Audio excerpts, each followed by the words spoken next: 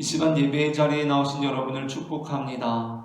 오늘 저는 앞서 읽은 마태복음 12장 38절부터 50절까지의 본문으로 선지자 요나의 표적이라는 제목의 설교를 하려고 합니다. 전해지는 말씀 가운데 하나님의 은혜가 있기를 바랍니다. 오늘 본문 38절부터 39절에서 예수님께서는 표적을 보여주기를 원하는 서기관들과 바리새인들에게 너희에게 보일 표적은 요나의 표적밖에 없다고 말씀하십니다. 그러면서 예수님께서는 40절에서 요나가 밤낮 사흘 동안 큰 물고기 뱃속에 있었던 것 같이 인자도 밤낮 사흘 동안 땅속에 있으리라 라고 말씀하십니다. 물론 이 본문은 예수님께서 나중에 십자가에 달리시고 부활하시기 전까지 무덤 중에 거하신 시간과 요나가 사흘 동안 물고기 뱃속에 있었던 것을 함께 연결짓고 있는 본문입니다. 하지만 나중에 다루게 될 마태복음 16장 13절부터 17절에서 예수님께서 제자들에게 물어 이르시되 사람들이 인자를 누구라 하느냐 하셨을 때 세례 요한이라든가 엘리야 또는 예레미야와 같은 선지자들과 자신을 견주신 것에 대해서 그다지 긍정적인 평가를 내리지 않으셨던 것과 함께 보면 예수님께서 지금 이 본문에서 선지자 요나를 자신의 표적으로 삼으신 것이 특징적인 부분입니다. 그러니까 예수님께서는 자신을 다른 어떤 선지자들과 비교하는 것에 대해서 그다지 긍정적으로 평가를 내리지 않으셨는데 요나를 자신의 표적으로 삼으신 것이 특징적인 본문이라는 것입니다.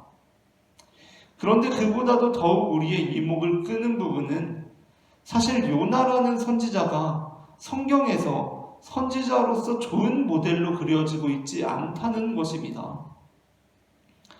요나서가 성경에 포함되어 있기는 하지만 사실 요나서가 성경에 포함되어 있는 이유는 요나서라는 성경 자체를 통해서 하나님께서 우리에게 주고 있는 메시지가 있기 때문입니다.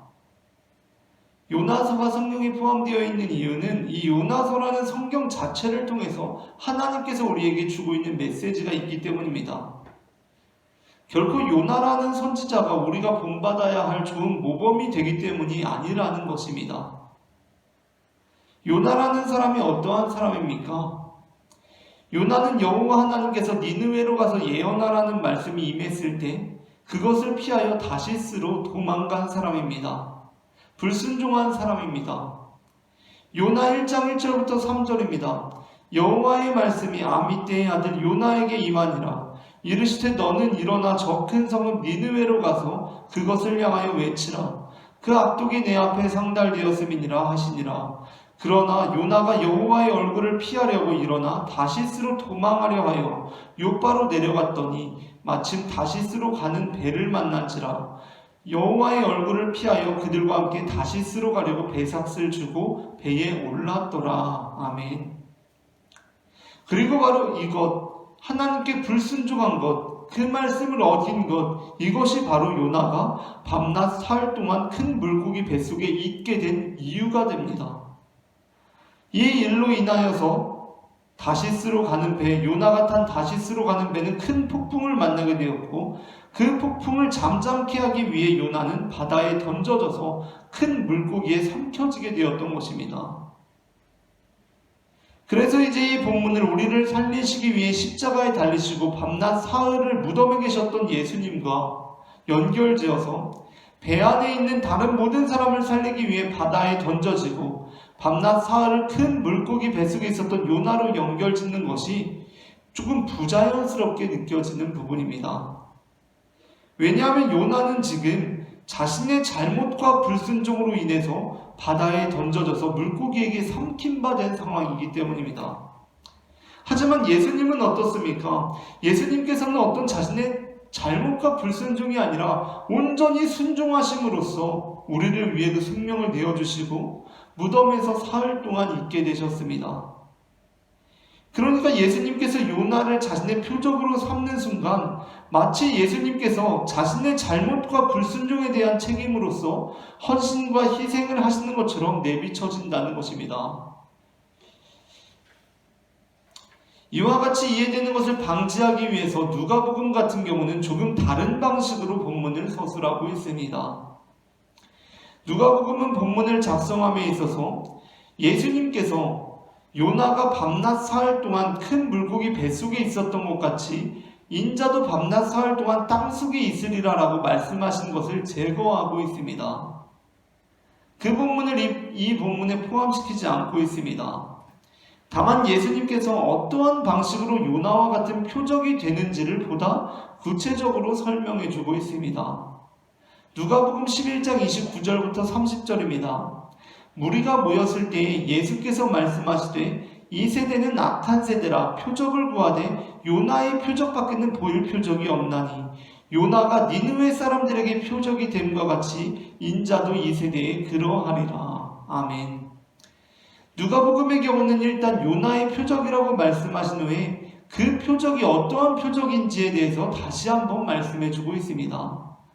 그것은 바로 요나가 니느웨 사람들에게 표적이 됨과 같이 인자도 이 세대에 그러하리라 라는 것입니다. 그런데 그렇다고 해도 여전히 이상한 부분이 남아 있습니다. 왜냐하면 이 요나라는 인물이 부정적인 인물이기 때문인데, 그러니까 이 말씀은 예수님께서 이 세대에 대해서 갖는 역할이라는 것이 요나가 니느웨 사람들에게 가졌던 역할과 같다는 메시지라고 할 수 있는데, 사실 요나는 니느웨 사람들과 관련해서도 불성실하고 무자비한 선지자로 남아있기 때문입니다. 그 일들이 요나가 큰 물고기 뱃속에서 사흘 밤낮을 있은 후에 벌어집니다. 요나는 큰 물고기 뱃속에까지 들어가서야 하나님의 뜻에 대해서 깨닫고 니느웨로 갑니다. 그런데 그렇게 발걸음을 돌이켰다고 해서 요나의 심령이 완전히 변화된 것은 아니었습니다. 요나 3장 3절부터 4절은 여전히 요나의 태도가 얼마나 불성실한지를 여실하게 보여주고 있습니다. 요나 3장 3절부터 4절입니다. 요나가 여호와의 말씀대로 일어나서 니느웨로 가니라. 니느웨는 사흘 동안 걸을 만큼 하나님 앞에 큰 성읍이니라. 요나가 그 성읍에 들어가서 하루 동안 다니며 외쳐 이르되 40일이 지나면 니느웨가 무너지리라 하였더니, 요나는 분명 여호와의 말씀대로 니느웨에 가서 여호와 하나님의 말씀을 전했습니다. 그러나 그의 사역에 대해 설명할 때 본문은 그다지 좋은 어조로 전해주고 있지 않습니다. 본문이 무엇이라고 말씀해주고 있습니까? 본문은 요나가 니느웨의 예언한 행위에 대해서 이렇게 전하고 있습니다. 니느웨는 사흘 동안 걸을 만큼 큰 성읍이었는데 요나는 하루 동안 다니며 외쳐 일렀다고 전해주고 있습니다. 그가 얼마나 대충 설렁설렁 불성실하게 그 예언을 했는지를 보여주고 있는 대목입니다. 그러니까 예수님께서 이 세대에 대한 자신의 역할을 니느웨에 대한 요나로 상징하는 것은 그다지 좋은 표현이 못 된다는 것입니다. 더군다나 요나는 자신이 전한 일로 인하여서 니느웨가 하나님의 용서를 받게 되자 그것으로 인하여서 불평불만한 인물입니다. 아니, 그러한 요나가 예수님의 표적이 된다는 것이 너무나 이상하다는 것입니다. 물론 이 니느웨와 관련하여서 요나는 그렇게 대충 전했는데도 니느웨가 회개했는데, 나는 요나보다 더욱더 성실하게 복음을 전하고 있는데 너희가 회개하지 않는다 라는 의미에서 이 말씀을 하셨다면 어느 정도 이해가 될 수도 있지만, 그렇다고 해도 굳이 자신의 표적으로서 요나를 선택한 것이 여전히 의아한 부분으로 남는다는 것입니다. 그렇다면 예수님께서는 대체 왜 표적을 보여달라고 하는 서기관들과 바리새인들에게 요나의 표적을 제시한 것입니까? 저는 이와 같은 맥락에서 예수님께서 자신에게 표적을 보여달라고 하는 이들에게 요나의 표적을 제시하신 것은 자신이 요나와 유사한 점이 있으니 그것이 자신의 메시아된 표적이 된다는 것으로 말씀하신 것이 아니라 다른 의미가 있다는 것으로 생각하게 되었습니다. 그 의미는 예수님께서 다시 또 요나의 표적에 대해서 말씀하신 부분에서 찾아볼 수 있습니다. 마태복음에서는 요나의 표적이 이 12장에서만 나오는 것이 아니라 잠시 후에 다시 한번 언급되고 있습니다. 마태복음 16장 1절부터 4절입니다. 바리새인과 사두개인들이 와서 예수를 시험하여 하늘로부터 오는 표적 보이기를 청하니 예수께서 대답하여 이르시되 너희가 저녁에 하늘이 붉으면 날이 좋겠다 하고 아침에 하늘이 붉고 흐리면 오늘은 날이 굳겠다 하나니 너희가 날씨는 분별할 줄 알면서 시대의 표적은 분별할 수 없느냐? 악하고 음란한 세대가 표적을 구하나 요나의 표적밖에는 보여줄 것이 없느니라 하시고 그들을 떠나가시니라. 아멘. 본문에서도 역시 예수님께 표적을 구하는 바리새인들과 사두개인들에게 예수님께서는 악하고 음란한 세대가 표적을 구하나 요나의 표적밖에는 보여줄 것이 없다고 말씀하십니다. 그러면서 예수님께서 말씀하시는 것은 너희가 저녁에 하늘이 붉으면 날이 좋겠다 하고 아침에 하늘이 붉고 흐리면 오늘은 날이 굳겠다 하면서 이 시대의 표적에 대해서는 어쩜 그렇게 분별력이 없느냐라는 책망이었습니다. 사실 마태복음 12장을 기준으로 해서 예수님께서는 이미 충분한 표적을 보여주셨습니다. 마태복음 같은 경우는 그 기적사화를 10가지를 제시하면서 예수님의 표적이 완전하게 이루어졌다라는 것을 드러내고 있습니다. 그 모든 것은 생명의 회복과 관련하여 나타났고 예수님께서 친히 자신의 메시아된 표적에 대해서 이와 같이 설명해 주시기도 하셨습니다.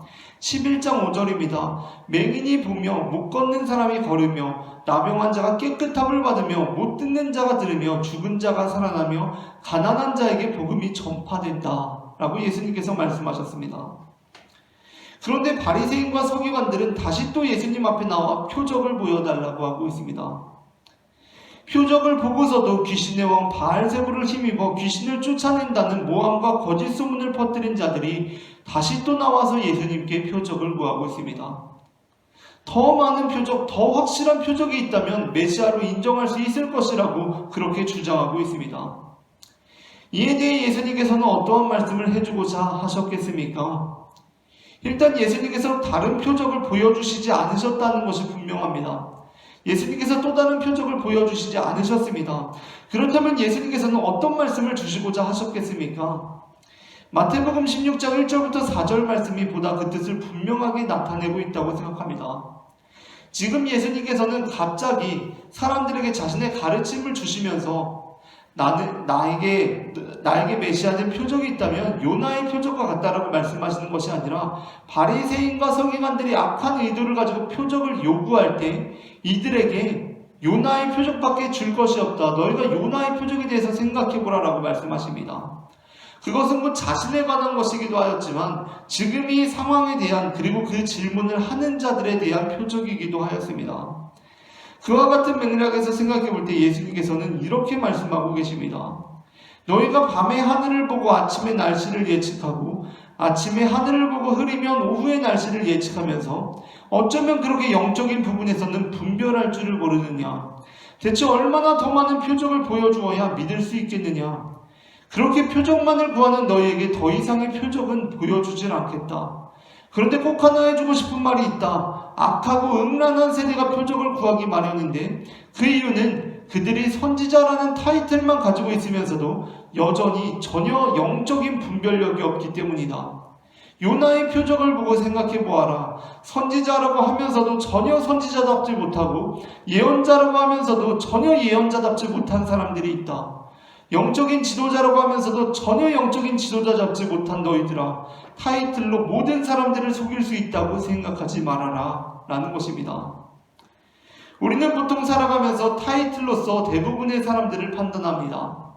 어떠한 사람이 바리새인이라고 하면, 서기관이라고 하면, 사두개인이라고 하면, 선지자라고 하면 그 사람은 하나님의 말씀을 굉장히 잘 아는 사람이겠구나, 율법을 준수하며 살아가는 사람이겠구나, 하나님의 말씀에 대한 분별력이 있는 사람이겠구나 라고 판단합니다.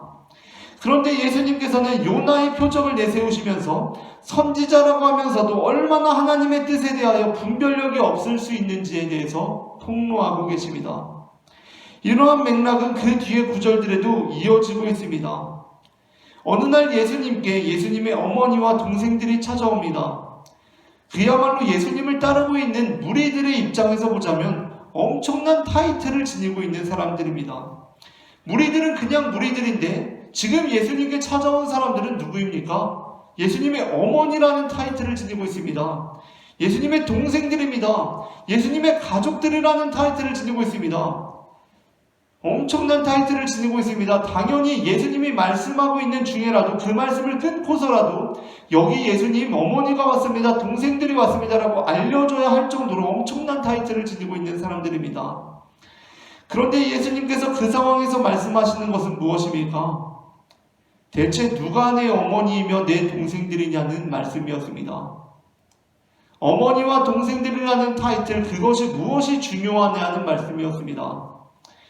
예수님께서는 아버지의 뜻대로 행하는 자라야 내 어머니이고 내 동생들이라고 말씀하시며 그 타이틀에 대해서 도전하십니다.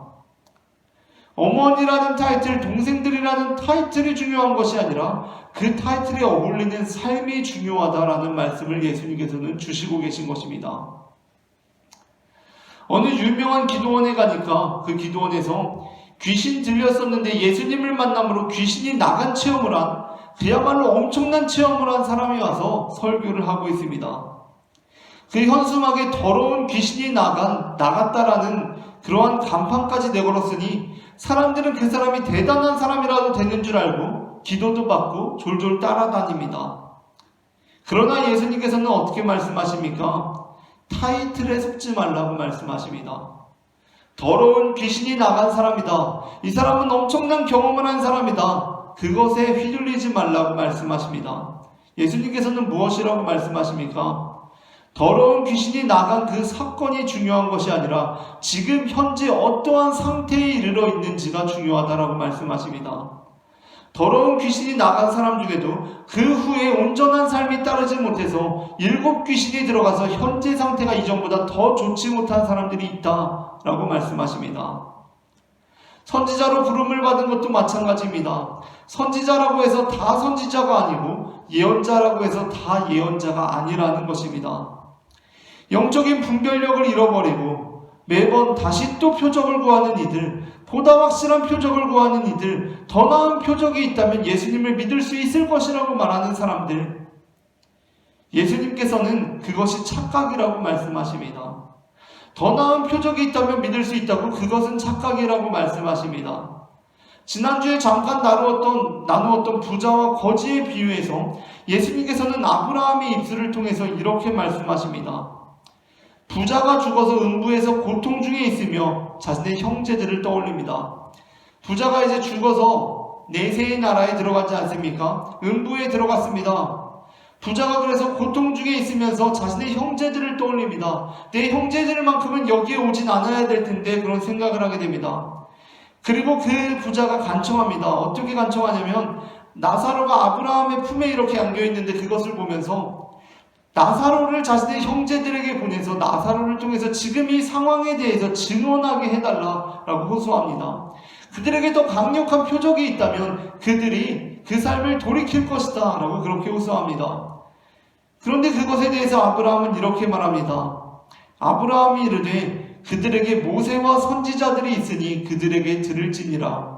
이르되 그렇지 아니하나이다. 아버지 아브라함이여, 만일 죽은 자에게서 그들에게 가는 자가 있으면 회개하리이다. 이르되 모세와 선지자들에게 듣지 아니하면 비록 죽은 자 가운데서 살아나는 자가 있을지라도 권함을 받지 아니하리라 하였다 하시니라. 아멘.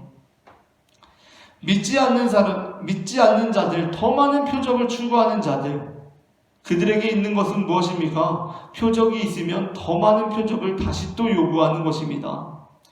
다시 또 더 많은 표적이 있다면 내가 믿을 수 있을 것이라고 말하는 것입니다. 예수님을 통해서 계속해서 표적만을 추구하는 것입니다. 아브라함은 그렇게 해서 믿음에 이를 수 있는 길은 없다라고 말씀하고 있습니다. 그렇다면 우리가 믿음에 이르는 길은 어디에 있습니까? 우리가 확신에 이르는 길은 어디에 있습니까? 그리스도인들은 어떻게 믿고 어떻게 확신을 경험하는 사람들입니까? 우리는 계속해서 어떤 다른 표적들을 구하는 것이 아니라 우리에게 이미 주어진 표적들 안에서 우리의 확신과 믿음을 성취하는 자들입니다. 베드로전서 1장 8절부터 9절은 이렇게 말씀하고 있습니다. 예수를 너희가 보지 못하였으나 사랑하는도다. 이제도 보지 못하나 믿고 말할 수 없는 영광스러운 즐거움으로 기뻐하니 믿음의 결국 곧 영혼의 구원을 받음이라. 아멘. 베드로 사도는 이렇게 말씀하고 있습니다. 예수를 너희가 보지 못하였으나 사랑하는도다. 이제도 보지 못하나 믿고 말할 수 없는 영광스러운 즐거움으로 기뻐하니 믿음의 결국 곧 영혼의 구원을 받음이라. 아멘. 참된 그리스도인들은 어떠한 사람들입니까? 예수님의 얼굴을 보고 믿는 것도 중요합니다. 예수님의 표적을 경험하고 믿는 것도 중요합니다. 하지만 이미 예수님의 얼굴을 보았음에도 불구하고, 하지만 이미 예수님의 음성을 들었음에도 불구하고 또 다른 표적이 있느냐고 말하는 것, 그것은 정말 잘못된 믿음입니다. 그것은 정말 잘못된 그리스도인의 자세라는 것입니다. 참된 그리스도인의 자세는 설령 예수 그리스도의 얼굴을 보지 못하였다고 할지라도 그를 믿는 자들, 사랑하는 자들, 그것이 곧 믿음이다 라고 본문은 말해주고 있습니다. 우리가 그리스도인으로서 어떠한 삶을 살아가야 하는가? 우리는 표적을 추구하는 자들이 아니라 이미 우리에게 주어진 표적 안에서 믿음으로 살아가는 자들이라는 것입니다. 구약성경 다니엘에 보면 가장 강력한 믿음을 가지고 있었던 다니엘의 세 친구에 관한 말씀이 있습니다. 바벨론에 이제 이스라엘 민족들이 바벨론에 유대가 멸망을 당하게 되고 유대 민족들이 바벨론에서 포로 생활을 하게 되었습니다. 그때 다니엘의 세 친구가 그곳에서 포로 생활을 하고 있었는데 어느 날 그 바벨론의 왕인 느부갓네살이 금신상을 만들어 놓고 이 신상에 모든 이들이 다 절을 해야 한다라고 그렇게 선언하게 됩니다. 그런데 다니엘의 세 친구는 그 금신상에 절을 하지 않았고 그로 인하여서 불구덩이에 던지게 될 위기에 처하게 됩니다. 그런데 그때 그 다니엘의 세 친구가 믿음으로 고백한 내용이 무엇입니까? 다니엘의 세 친구는 이제 불구덩이에 빠지기에 앞서서 이렇게 선언하고 있습니다. 다니엘 3장 16절부터 18절입니다. 사드락과 메삭과 아벳느고가 왕에게 대답하여 이르되 느부갓네살 왕이여 우리가 이 일에 대하여 왕에게 대답할 필요가 없나이다. 왕이여 우리가 섬기는 하나님이 계시다면 우리를 맹렬히 타는 풀무불 가운데에서 능히 건져내시겠고 왕의 손에서도 건져내시리이다. 그렇게 하지 아니하실지라도 왕이여 우리가 왕의 신들을 섬기지도 아니하고 왕이 세우신 금신상에게 절하지도 아니할 줄을 아옵소서. 아멘. 다니엘의 세 친구의 믿음은 어떻습니까? 우리가 그 풀무불에 던져진 가운데 하나님께서 우리를 건져내실 것이라고 믿고 있지만 설령 그렇게 하지 아니하실지라도 내가 이 믿음을 저버릴 일은 없습니다 라는 고백이었습니다. 우리가 그리스도인으로 살아갈 때 우리가 추구해야 할 믿음의 자세는 바로 여기에 있습니다. 우리는 바리새인들처럼 서기관들처럼 더 많은 표적이 없느냐라고 묻는 자들이 아닙니다. 그리고 또한 부자처럼 음부에서 말하기를 더 많은 표적이 있다면 저들이 믿을 수 있을 텐데 라고 말하는 사람들도 아닙니다. 우리는 어떻게 고백하는 사람들입니까? 표적이 있든지 표적이 없든지 이미 주어져 있는 표적 안에서 믿음을 말할 수 있는 사람들, 확신을 가질 수 있는 사람들, 그 사람들이 곧 하나님의 자녀들이고 예수 그리스도의 제자들이라는 것입니다. 오늘 이 시간 예수님께서 우리에게 선지자 요나의 표적에 대해서 말씀하십니다. 선지자 요나의 표적은 이제 곧 부활하실 예수님을 예표하는 것이기도 하면서 또한 니느웨를 회개하게 한 요나의 그 모습을 예표하는 것이기도 합니다. 그러나 그것보다도 더 본질적으로 선지자 요나의 표적이라는 것은 우리가 표적이 없는 가운데에도 예수 그리스도를 믿을 수 있는가에 대한 질문이 됩니다. 이 시간 우리가 하나님 안에서 이미 주어진 표적 가운데 믿음을 고백할 수 있는 자들이 되기를 소망합니다. 그리고 그것을 통하여서 하나님 안에서 참된 그리스도인으로 인정받는 믿음의 자녀들이 되기를 소망합니다. 하나님께서는 우리가 이미 주어진 표적 가운데 우리의 믿음으로 나아갈 때, 확신으로 나아갈 때 우리를 참된 제자로 받아주시는 분임을 저는 마태복음 12장 38절부터 50절 말씀을 근거로 고백합니다. 오늘 전해진 말씀 가운데 하나님의 은혜가 임했기를 바랍니다.